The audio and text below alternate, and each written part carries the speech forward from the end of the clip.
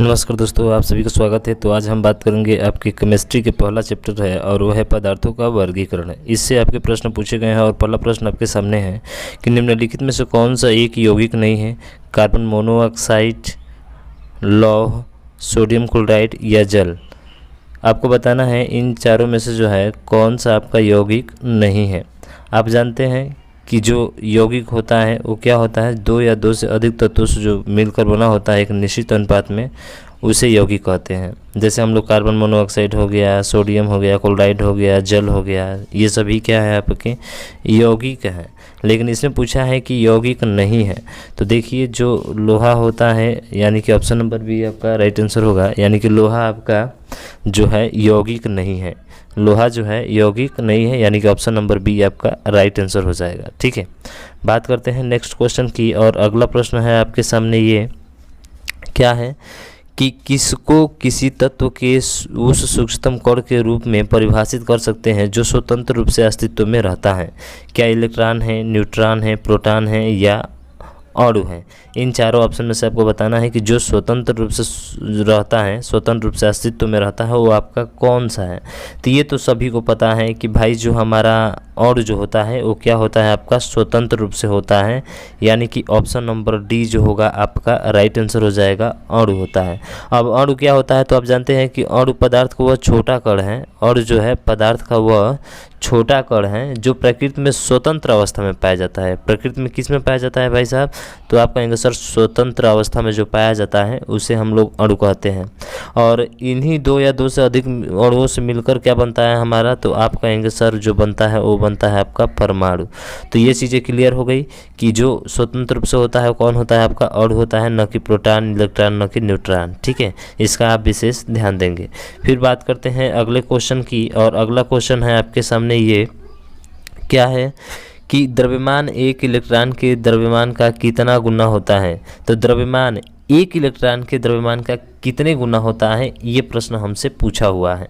तो देखिए ये जो होता है वो आपका कितना होता है, ऑप्शन दिया है 1000, 1837। ठीक है, 1000, 1837, 18, 8000, 5000। तो इसका जो विकल्प बी है, यानी बी मतलब कि जो सी है वो आपका सही होगा, यानी 1837 होता है। आप ध्यान रखेंगे तो एक हाइड्रोजन परमाणु का द्रव्यमान एक इलेक्ट्रॉन के द्रव्यमान के 1837 गुना के क्या होता है, बराबर होता है। ठीक है, आप इसको ध्यान रखेंगे। उसके बाद से बात करते हैं कि 1.008 होता है। अगर इसका क्रमांक पूछा जाए, अगर इसका क्या पूछा जाए, अगर इसका क्रमांक पूछा जाए तो ये होता है 1.00 और कितना होता है 8 होता है, जो कि इसे आवर्त सारणी का प्रथम तत्व भी कहते हैं। किसे कहते हैं भाई साहब? तो हाइड्रोजन को जो है हम लोग आवर्त श्रेणी का प्रथम तत्व कहा जाता है। और जो है ब्रह्मांड में सर्वाधिक मात्रा में उपलब्ध तत्व कौन सा है? हाइड्रोजन ही है। तो ध्यान रखेंगे ब्रह्मांड में जो है उपलब्ध सबसे ज़्यादा तत्व कौन सा है आपका? हाइड्रोजन ही है। ठीक है, बात करें अगले क्वेश्चन की। और अगला क्वेश्चन है आपके सामने ये। अब ये देखिए ये किससे पूछा हुआ है? तो ये पूछा हुआ है आपका भौतिक एवं रासायनिक परिवर्तन से। क्या है, इनमें से कौन सा रासायनिक परिवर्तन नहीं है? आप पता है रासायनिक परिवर्तन क्या होता है? पता है ना रासायनिक परिवर्तन क्या होता है? कि जब कोई पदार्थ किसी अन्य पदार्थ से मिलकर नया पदार्थ बनाता है, ठीक है, नया पदार्थ बनाता है, तो वो कौन सा परिवर्तन होता है? रासायनिक परिवर्तन होता है। ठीक है, तो बात करें कि ऊर्जा के लिए कार्बोहाइड्रेट का रूपांतरण ये है। बी नंबर पे दिया है कि पानी को भाप में परिवर्तित करना, दूध से दही बनाना और ताप कोयला। यानी इन चार ऑप्शन में से आपका जो है कौन सा रासायनिक परिवर्तन नहीं है? तो देखेंगे तो इसमें जो रासायनिक परिवर्तन नहीं है वो है आपका option number B. Option number B का मतलब पानी को भाप में परिवर्तित करना, ये आपका भौतिक परिवर्तन है। ठीक है, कौन सा परिवर्तन है? भौतिक परिवर्तन। तो आप भौतिक परिवर्तन अंतर्गत के जानते हैं कि क्या होता है भौतिक परिवर्तन, समझ रहे हैं ना? जैसे पानी को भाप में परिवर्तित करना, फिर पानी से बर्फ़ बनाना, बर्फ़ से पानी बनाना, यानी इसकी पूर्व अवस्था में प्राप्त उस चीज़ें जो हो जाती है वो आपकी भौतिक अवस्था होती है। भौतिक अवस्था में कोई भी पदार्थ जो है आपका नया नहीं बनता है। ठीक, चलिए अगले क्वेश्चन की बात करें। और अगला क्वेश्चन इसमें है, क्या है कि निम्नलिखित में से किस परिवर्तन को व्युत्क्रमिक नहीं किया जा सकता? यानी कि व्युत्क्रमिक नहीं किया जा सकता। और ऑप्शन आपके दिए गए हैं 4, और ये 4 ऑप्शन आपके हैं क्या?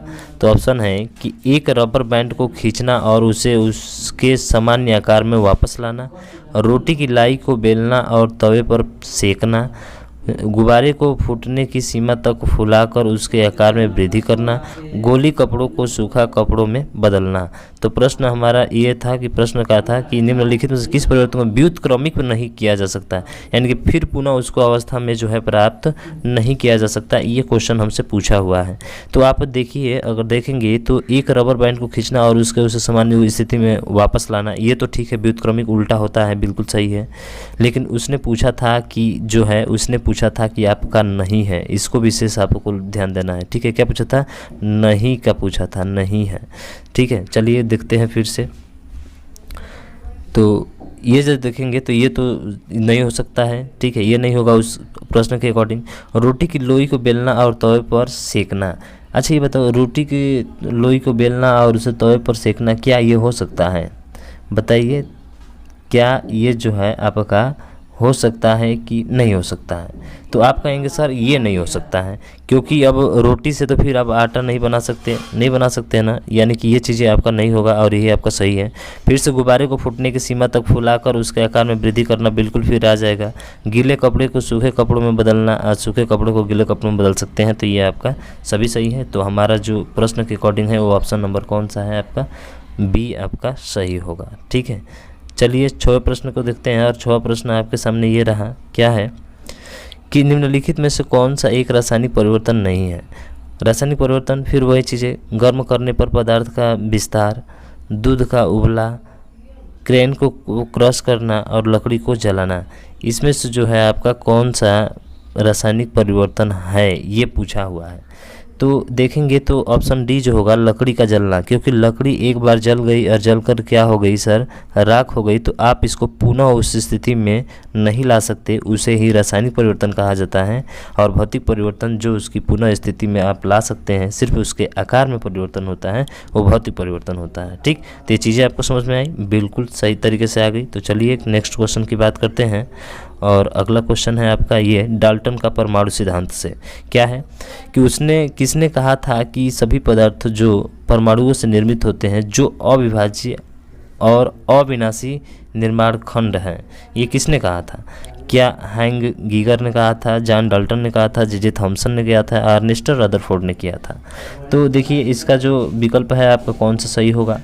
तो बात करते हैं, इसमें दिया गया है आपका, क्या दिया गया है कि इसमें जो दिया गया है वो है hang Geiger, John Dalton, J Thomson. तो हमारा जो ऑप्शन बी होगा वो आपका क्या होगा? राइट आंसर हो जाएगा, ऑप्शन बी, यानी कि जॉन डाल्टन ने कहा था।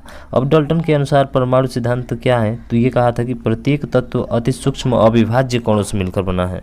प्रति सूक्ष्म अविभाज्य, ये जो है अविभाज्य कणों से मिलकर बना है, जिन्हें परमाणु कहते हैं हम लोग। ठीक है, और एक तत्व के सभी परमाणु आकार तथा गुण जो होते हैं, गुणों में जो समानता होती है वो क्या होती है? अलग अलग होती हैं। अब प्रत्येक तत्वों के परमाणु आकार गुणों में भिन्न भिन्न होते हैं, और परमाणु क्या होता है? अविनाशी होता है। तो ये बात जो कहा था, किसने कहा था? जॉन डाल्टन ने कहा था।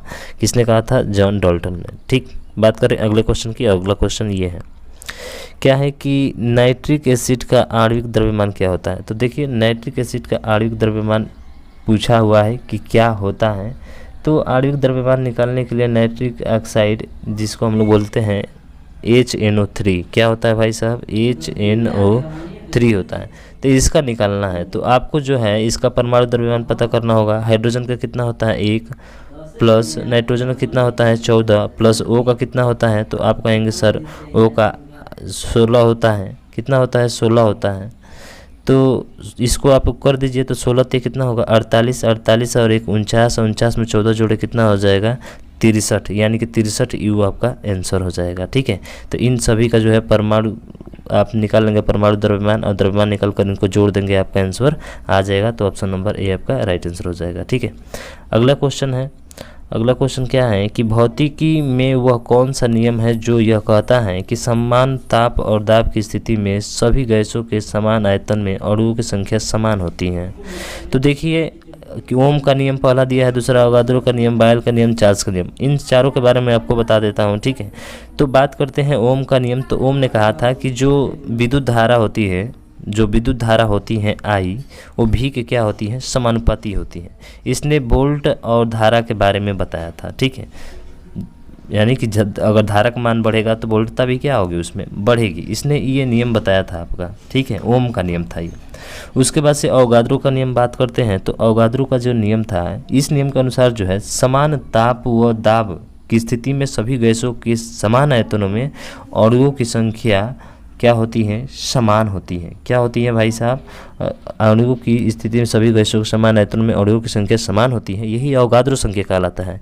और बात करते हैं कि अवोगाद्रो संख्या क्या होती है। तो अवोगाद्रो संख्या ये होती है 6 पॉइंट, ध्यान रखिएगा, 023 × 10⁻23 आपका होता है। ये अवोगाद्रो संख्या है। आप कभी कभी डायरेक्ट हमसे एग्जाम में पूछ लेता है, आपको इसको ध्यान रखना है, ठीक है। तो ये अवोगाद्रो का नियम है। और यही चीज़ें आपके ऑप्शन में भी, इसमें भी पूछा था, समान ताप और दाब की स्थिति में प्रत्येक गैसों के समान आयतन में अणुओं की संख्या समान होती है। इसका मतलब कि इस प्रश्न के अकॉर्डिंग ऑप्शन नंबर बी आपका राइट आंसर हो जाएगा। अब बायल का नियम क्या है। तो बायल का नियम ये बताया था कि जो पी होता है, पी का मतलब क्या होता है सर, दाब होता है। ये दाब व्युत्क्रमानुपाती होता है, यानी कि व्युत्क्रमानुपाती होता है 1/v, भी के व्युत्क्रमानुपाती होता है, ठीक है। यानी कि जो भी होता है यहाँ पे, इसके अनुसार जो अगर बात की जाए कि स्थिर ताप पर किसी गैस का जो आयतन होता है, स्थिर ताप पर किसी गैस का आयतन जो होता है उसके क्या होता है, दाब के व्युत्क्रमानुपाती होता है। इसे हम लोग क्या बोलते हैं, बायल का नियम बोलते हैं। फिर बात करते हैं चार्ल्स का नियम क्या है। तो देखिए, इस नियम के अनुसार जो है स्थिर दाब पर गैस का आयतन उसके समान ताप के सीधे समानुपाती होता है। कहने का मतलब कि भी समानुपाती होता है उसके टेम्परेचर, तापमान, जिसको हम लोग परम ताप बोलते हैं, इसके क्या होता है, समानुपाती होता है। और जैसे जैसे ताप बढ़ता है वैसे वैसे उसका आयतन भी क्या होता है, बढ़ता है। तो ये आपका चार्ल्स का नियम था। क्लियर है, बिल्कुल क्लियर है। चलिए नेक्स्ट क्वेश्चन की बात करते हैं। और अगला क्वेश्चन है आपके सामने, ये है, क्या है कि ऑक्सीजन का परमाणु भार 16 है और संख्या 8 है, तो ऑक्सीजन गैस के O2 मोल की ग्राम में कितनी मात्रा होगी। ये आपका क्वेश्चन पूछा हुआ है, ठीक है। तो इसमें मोल अगर निकालना होता है तो इसके लिए स्पेशल फार्मूला होता है। अगर मोल आपको निकालना होता है तो क्या होता है, तो मोल बराबर होता है ग्राम में भार, ध्यान रखेंगे, ग्राम में भार बटा परमाणु भार। क्या होता है, परमाणु भार। बस आप इस पे रखिए, आपका आंसर आ जाएगा। तो कैसे रखेंगे सर, तो ग्राम में भार, तो ग्राम में भार जैसे कि निकालना है हमको, ये क्या करना है, निकालना है। और ऑक्सीजन का परमाणु भार दिया है 16, तो नीचे कितना होगा, नीचे 16 होगा, ऊपर वाला नहीं है तो ऊपर वाला x मान लीजिए। और ये बराबर में दिया है मोल, कितना मोल, 2 मोल, तो 16 में 2 का गुणा कर दीजिए, कितना होगा, 32, और 32 ही है, यही आपका राइट आंसर हो जाएगा। क्लियर है ना। तो सीधा वो फार्मूला आप याद रखेंगे, आसानी से आ सकता है, ठीक है। अगला क्वेश्चन है क्या कि एल्युमिनियम के परमाणुओं के 4 मोल का द्रव्यमान क्या है। तो एल्युमिनियम के परमाणुओं के 4 मोल का द्रव्यमान आपको निकालना है। फिर आपको जो है यहाँ पे एक फार्मूला आना चाहिए। क्या फार्मूला है, तो फार्मूला ये है कि एल्युमिनियम के जो परमाणुओं के मोलों का द्रव्यमान है वो कैसे निकलेगा।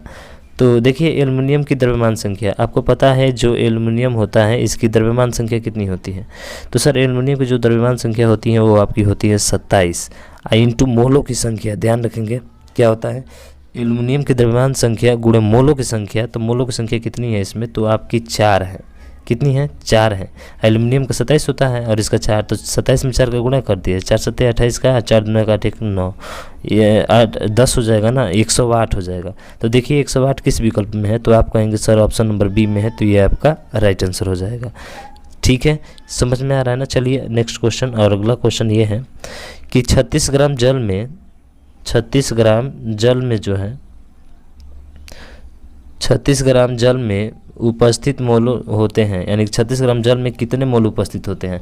फिर से ये भी प्रश्न ही है आपका, ये पूछा हुआ है एसएससी जेईई सिविल वाले में। तो कैसे निकालेंगे, तो देखिए जो 36 ग्राम जल है ना, तो 36 होगा आपका ऊपर, क्या होगा, ऊपर होगा। उसके बाद से इसका जल का अणु द्रव्यमान यानी H2O का निकालेंगे, तो ये 2 हो जाएगा और 16 ये हो जाएगा। तो 16 2 कितना हो गया, 18, 18 से भाग कर दीजिए, कितना आ जाएगा आपका 2। तो देखिए 2 किस ऑप्शन में है, ऑप्शन नंबर बी में है, आपका राइट आंसर हो जाएगा। ठीक है, आया समझ में बिल्कुल। तो मुझे आशा है कि ये चीज़ें जो है आपको अच्छे तरीके से और क्लियर समझ में आ गई होगी कि केमिस्ट्री के 11 क्वेश्चन थे, जिसमें से जो है हमने क्या क्या पढ़ा, एक बार दोहरा देता हूँ। हमने पढ़ा जो है पहला चैप्टर जो हमारा था वो था आपका कौन सा, भौतिक और रासायनिक परिवर्तन। दूसरा पढ़ा हमने डाल्टन का परमाणु सिद्धांत। तीसरा पढ़ा अणु या परमाणु भार। और तीसरा पढ़ा मोल संकल्पना अवगाद्रो संख्या। ठीक है, तो इतना चीज़ें हमने आज क्या कर लिया, क्लियर कर लिया। मुझे आशा है कि ये चीज़ें आपको समझ में आई होगी। तो इस वीडियो को शेयर और ज़रूर कर देना। ठीक है, तो आज के लिए बस इतना ही। जय हिंद, जय भारत।